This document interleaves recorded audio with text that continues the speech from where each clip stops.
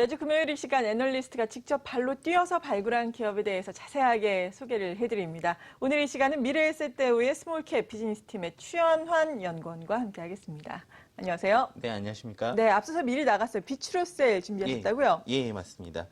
비추로셀을 얼마 전에도 탐방을 갔다 왔는데요. 네. 제가 주기적으로 리포트를 이제 작성하는 기업입니다.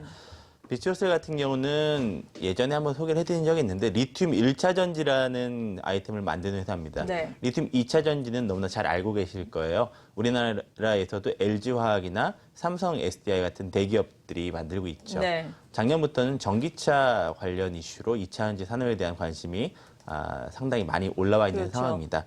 이 비추로셀은 리튬 2차 전지가 아닌 리튬 1차 전지를 만드는 회사입니다. 네. 1차 전지의 특징은 이제 충전을 하는 게 아니라 한번 쓰고 이제 버리는 성격을 가진 전지라는 건데요. 그런 성격 때문에 굉장히 오래 쓸 수 있는 성격의 그런 전지가 1차 전지입니다. 알카라인 전지 같은 경우도 1차 전지에 포함이 되는 네. 건데요. 비추로스에서 만드는 리튬 1차 전지는 알카라인 전지보다도 더 오랫동안 쓸 수 있는 전지고요. 가혹한 외부 환경, 예를 들어서 영하 한 4, 50도에서 영상 80도 같은 가혹한 외부 환경에서도 아주 잘 사용될 수 있는 전지입니다. 이 때문에 주로 사용되는 곳이요. 인프라 산업에 많이 들어갑니다. 네. 인프라 중에서도 스마트 그리드 인프라. 저희가 스마트 그리드 인프라라고 이야기하는 거는 전력 검침기나 뭐 가스 수도 검침기 같은 것을 이야기하거든요. 이런 검침기들이 전자화가 되어가고 있어요. 예. 예전 같은 경우에는 전력 검침원 분들이 얼마나 전기를 썼는지 이런 것들을 눈으로 직접 확인을 했었는데 맞아요. 최근에는 다 이게 전자식으로 바뀌어가고 있거든요.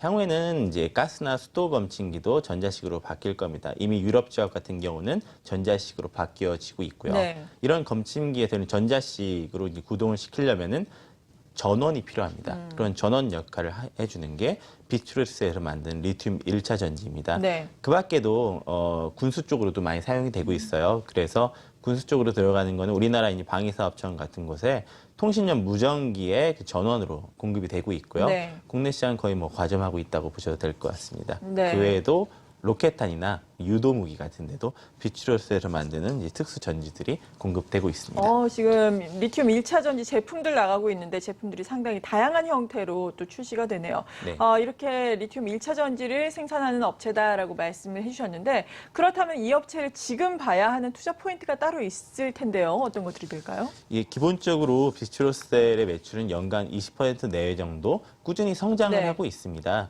이렇게 꾸준한 성장을 하고 있는 것은 글로벌 스마트 그리드 인프라 시장이 꾸준히 성장을 많이 하고 있기 때문인데요. 이쪽에 이 비추로셀이 리튬 1차 전지 시장에서는 글로벌 3위 업체입니다. 네. 1위 업체가 프랑스의 사프트고요. 2위 업체가 이스라엘의 타디란인데 그 다음 위치를 비추로셀이 점유하고 네. 있습니다. 그런데 이 스마트 그리드 인프라 시장이 꾸준히 성장을 하면서 이 회사가 매출이 꾸준히 올라갔는데 여기에 덧붙여서 해외 방산 쪽으로 수주까지 올해부터 이제 일어나기 시작했어요. 앞에서 제가 통신용 무전기 같은 곳에 비추로셀에 이제 전지가 납품된다고 말씀드렸잖아요. 네. 그 외에도 앰뷸 전지라는 게 있습니다. 이 앰뷸 전지는 로켓탄에 들어가는 그런 전지인데요. 이런 포탄에 들어가는 전지를 한 2년 전부터는 국내 군에 납품을 했었어요. 그러던 것이 2016년 2월에 인도 군으로부터 이제 수주를 받았습니다. 한 1년 동안 80억 원 정도 네. 매출을 일으킬 수 있는 수주를 받았는데 올해 연말에는 한 번의 투수가 더 있을 것 같아요. 2016년 2월에 수주받은 물량은 105mm 포탄에 들어가는 앰뷸 전지 수주를 네. 받은 건데요.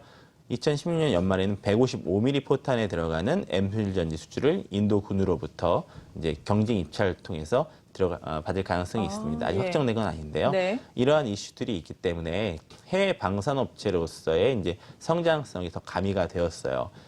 제 생각에는 매출 성장률이 과거보다도 더 올라갈 가능성이 높다고 판단하고 있습니다. 군수 쪽 네. 해외 수출이 빠르게 증가하고 있거든요. 그렇군요. 실적이 이에 따라 성장할 가능성이 높다라고 말씀해 주셨는데 네. 기존의 실적은 어느 정도 나왔던 기업인가요? 비추로셀이 6월 결산 예. 법인이라서 사실 6월, 예.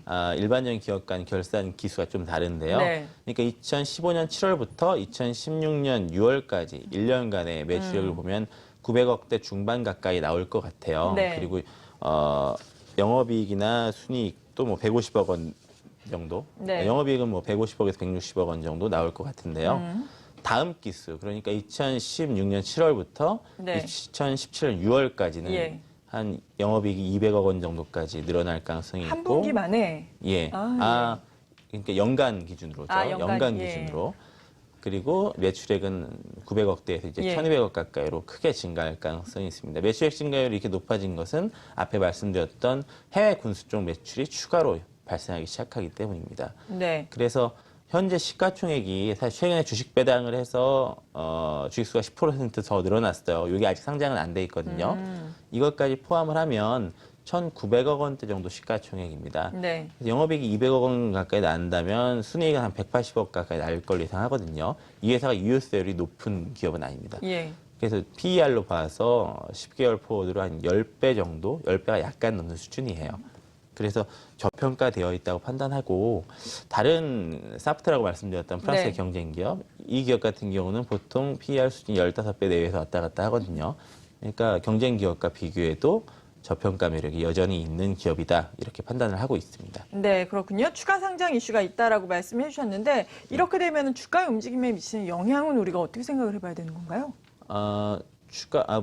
이번에 주식 배당한 예. 물량 말씀하시는 것 같은데요. 그 물량이 이제 추가로 이제 장에 이제 상장이 된다면 뭐 지금까지 수익을 많이 내신 분들은 뭐 차익 실현하신 분들도 충분히 있겠죠. 그런 물량도 예. 있을 수는 있지만 제 생각에는 대부분 홀딩하실 거라고 판단을 하고 있어요. 왜냐하면 향후에 실적 모멘텀이 꾸준히 계속 있기 때문에 주가 흐름은 우상향하는 흐름이 계속 이어지지 않을까 네. 이렇게 기대를 하고 있습니다. 네, 우상향 기대 말씀해 주셨는데 목표 주가는 어느 정도까지 제시를 하고 계세요? 목표 주가는 사실 18,000원으로 예. 5월 달에 제가 한번 또 상향을 했었는데요. 네.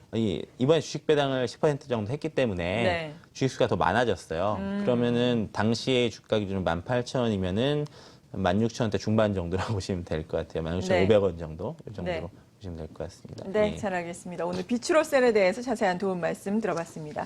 미래에셋 대우 스몰캡 비즈니스 팀의 추연환 연구원이었습니다. 감사합니다.